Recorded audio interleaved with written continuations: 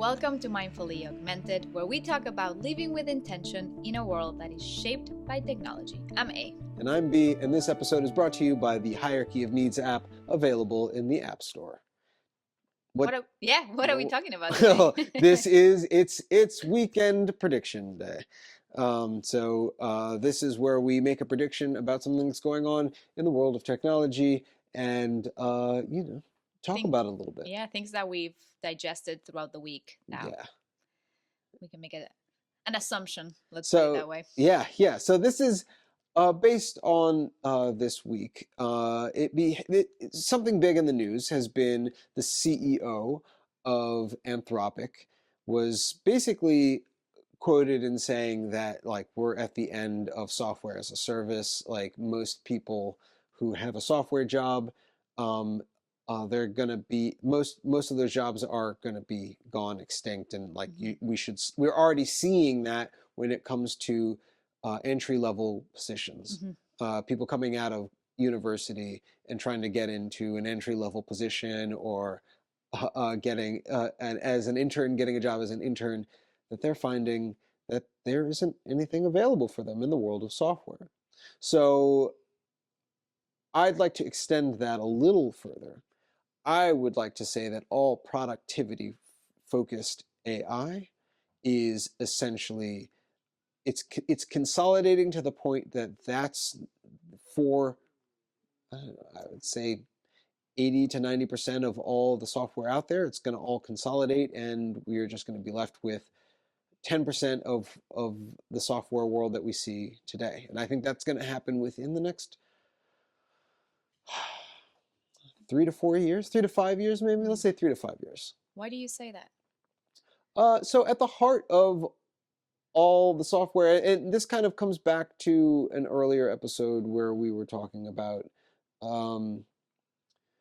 that basically inherent in our software is productivity focused. Yes. And so since all this technology, since it's productivity focused, ultimately that's going to consolidate, because if it's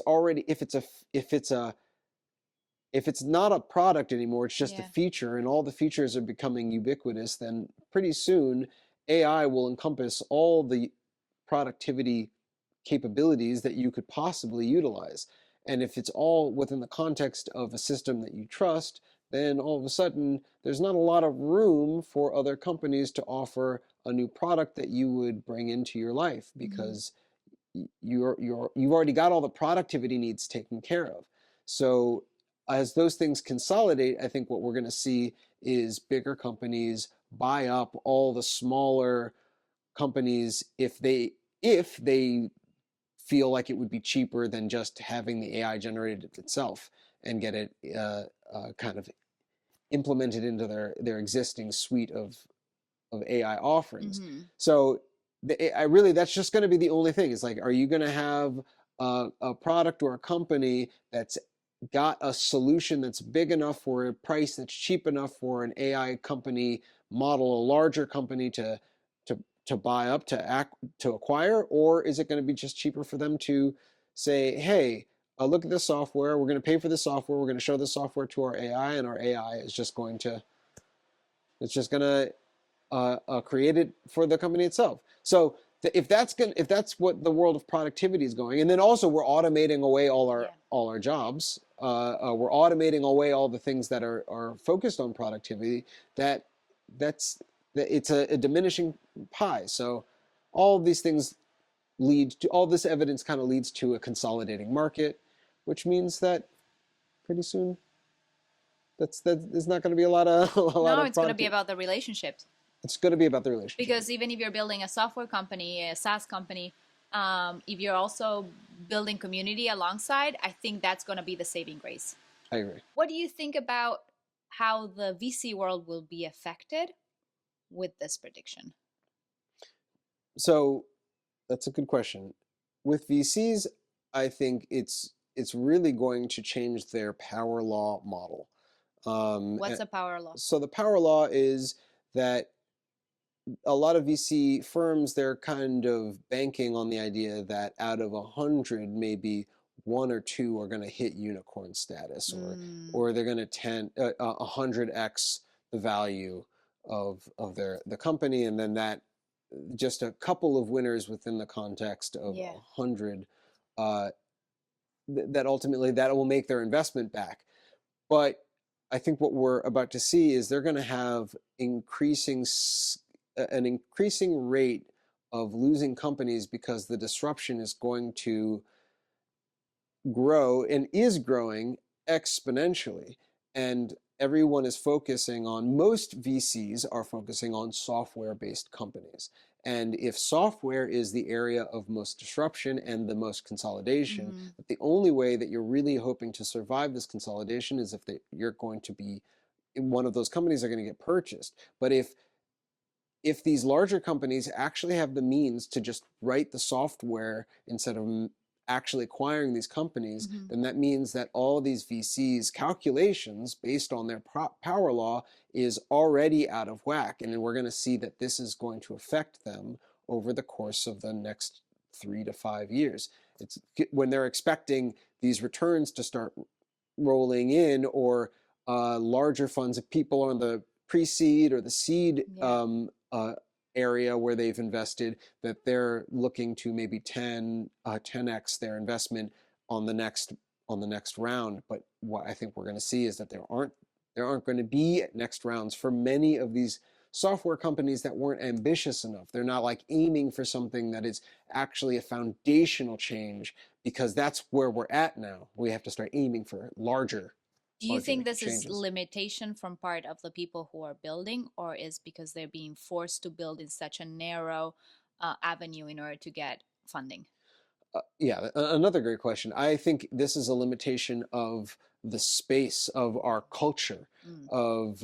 of this productivity focus it's been so fruitful, right? It's been such an area, Yes. it's such an area ripe for wins, that everybody's kind of trying to pile in this area that for the last 30 years has Yeah. been quite successful when it comes to, you invest in software, you invest in the internet, and as long as you spread your investments across a bunch of very capable people, especially if they're software engineer mind focused, and they're really go get them, and they can really show adoption, and they work really hard towards adoption, that that you're likely going to get an outsized return every 1 in 100. And like that, the probability was really high, which Yeah. is why, I mean, it's the gold rush, right? It's like everybody's piling in because it's Mm-hmm. the gold rush. But the reality is, this changes, AI really changes the metric in a way that culturally we have not adopted. And I think that that's, It could be another potential blockbuster situation yeah, where you need to evolve or succumb to it's what's coming. definitely for many, and I think this is where you can see that it hasn't fully been processed by the culture, Mm. by the financial culture, by the Silicon Valley culture, by like everybody's piling into these AI startups. Yeah. But if in a year, and we've seen how many years in a row have we witnessed, and even some companies that we know the owners of, that they had spent their time and efforts piling into an AI solution for something, Mm-hmm. only to be disrupted within 6 to 18 months of starting the venture that they had made. Um, it like the reality is that that's Yeah. going to continue to happen, just because AI is at the core of everyone's solution, and at the core, AI can self-replicate its own, like it can solve many of its own problems, Mm-hmm. and so it's growing exponentially.